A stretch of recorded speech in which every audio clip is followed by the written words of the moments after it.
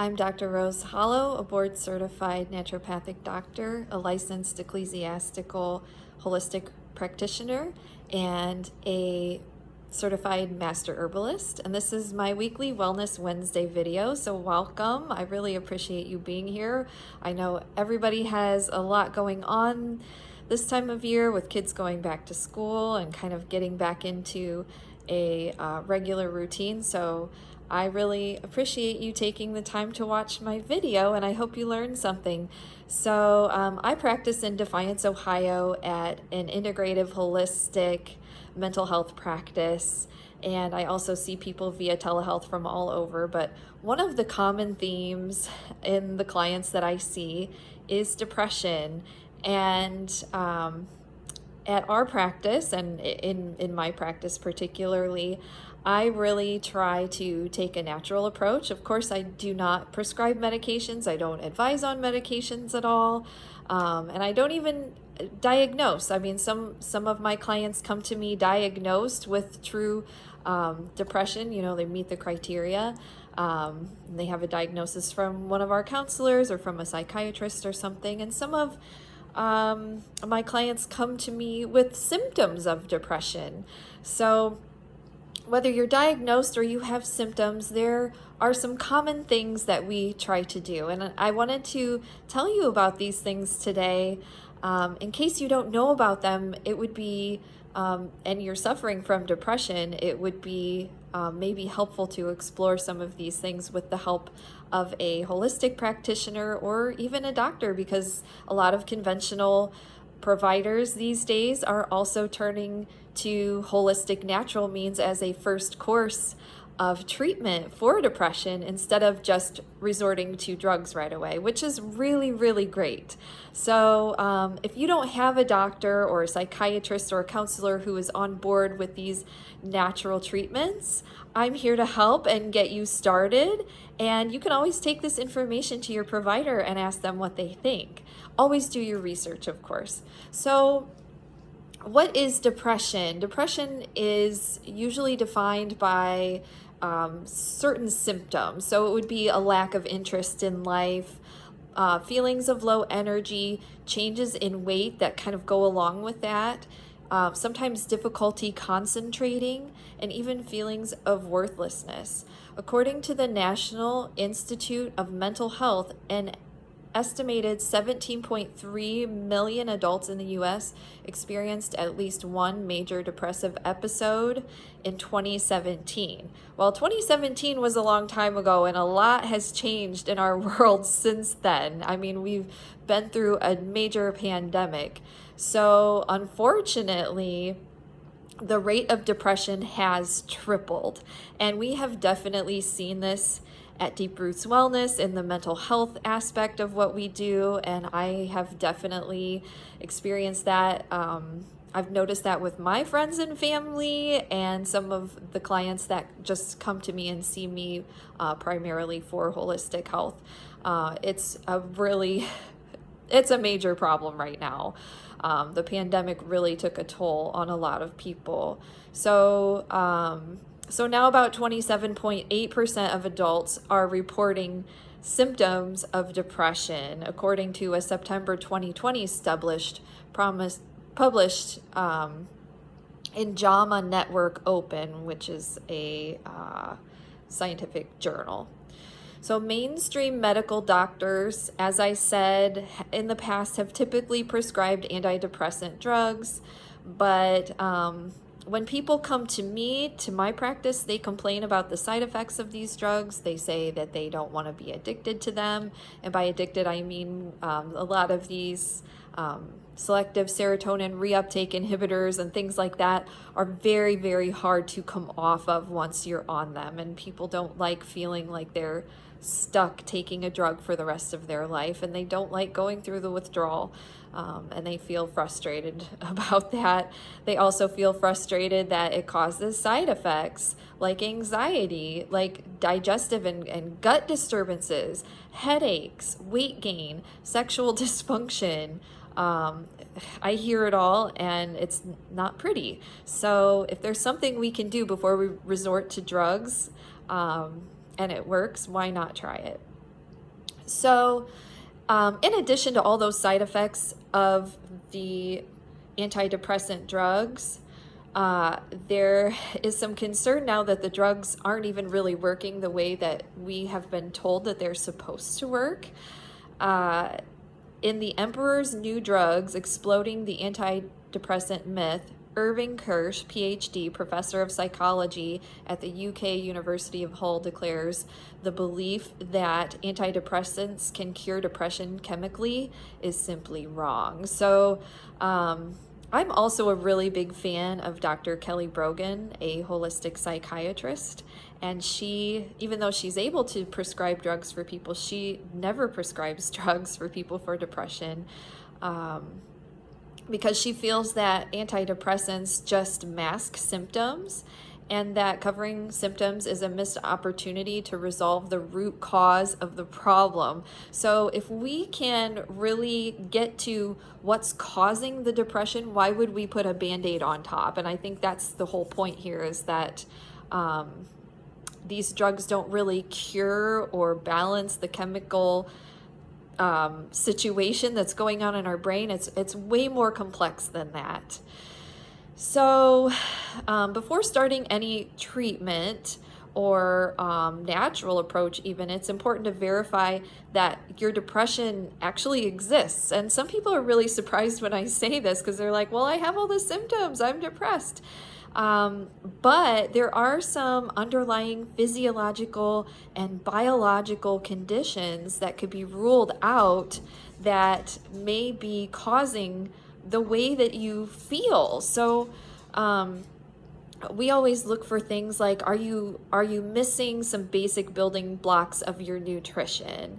What's going on with your thyroid? Do you have food allergies or other underlying health issues? So I try to ask these questions. I ask people, what's going on in your life? How are you sleeping? How are you dealing with stress? What do you eat? What are your bowel movements like? All these things. What are other symptoms that you have that you may think are not related to depression, like pain, bloating, things like that. These are all relevant to dealing with depression. So let's talk about the natural remedies that I'm sure you're waiting to hear. What can I do that's natural? Well, many people find that herbs provide gentler action and fewer adverse effects than conventional antidepressants. So that could be something that could be helpful. If there's nothing else going on and we feel like you're just, the pandemic has taken its toll on you, then maybe just adding a little herbs would help. I really like lemon balm for depression. You can drink it as a tea.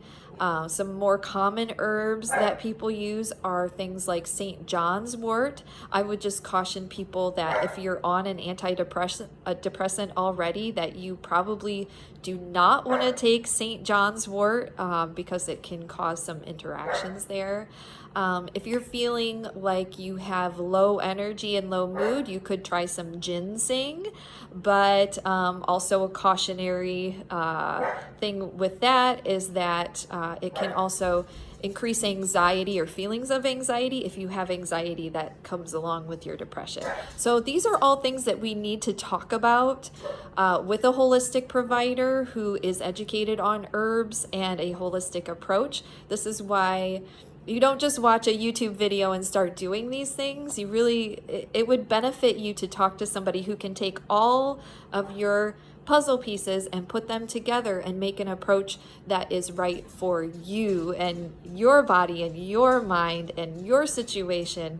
Look at the pharmaceuticals that you're taking, look at your life as a whole, all of your habits, all of your symptoms, and decide, where are we going to make the most progress here? Where are you going to get the most bang for your buck? What do we need to avoid any harm or discomfort? And what's the right approach for you? Because everybody is so different. So there's some other things that I talk about in the office. I love things like homeopathics. I really like Bach flower remedies like Rescue Remedy.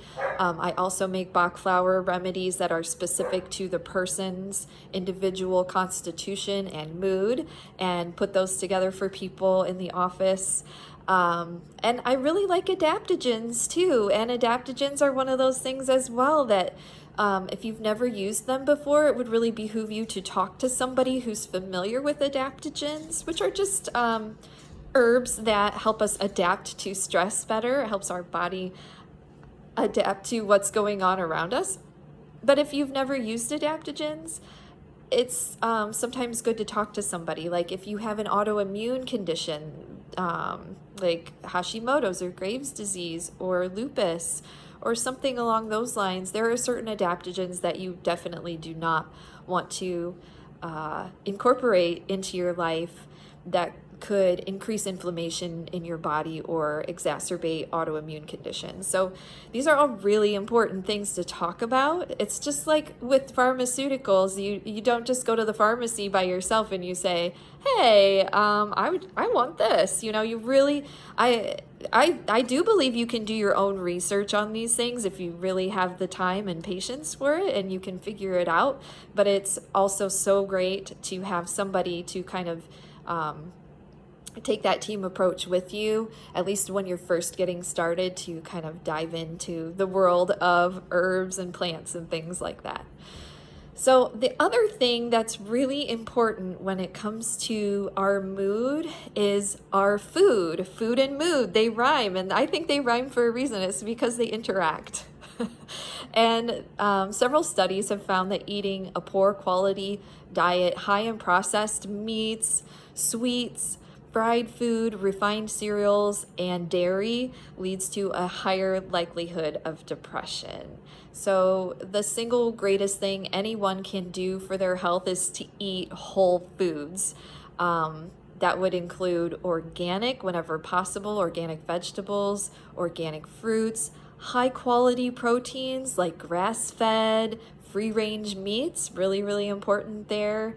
And if you're going to eat grains, eat whole grains if you can, and healthy fats. So healthy fats, if you're familiar with the Weston A. Price Foundation or that sort of thinking, high quality fats would be coconut oil, real butter, ghee, grass-fed, even bacon grease and lard, which I'm sure is contradictory to a lot of advice out there, but this is all based on really good recent research.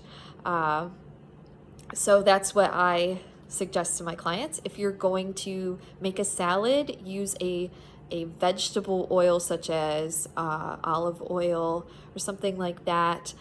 You want to avoid canola oil and other kind of mystery vegetable oils, and really stick with coconut or olive or avocado oil as your base there. If you're cooking, I always suggest using an animal derived based oil. Always grass-fed and organic if possible. So that's the gist of it there. So the reason that I am concerned about oils that we eat is because canola oil and other fake vegetable oils, or these like highly processed, heated up conglomerate oils that we can buy on the market, even the things that say low fat, they really increase inflammation in our body. And inflammation has been linked to numerous health issues, including depression. Surprise.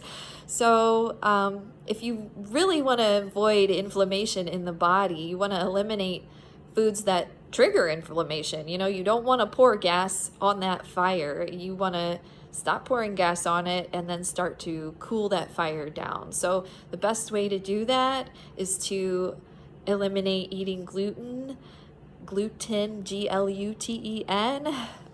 Soy can be a culprit, corn, and of course sugar, the biggest suspect here. A 2019 study by the University of Kansas researchers and other studies indicate that sugar itself is a trigger for mental health issues. So I hate to be a bearer of bad news, and I love my sugar too, but the less we eat of it, the better. I do not believe that replacing sugar with fake sugars is a good idea either, and I could probably do a whole other video about why that is.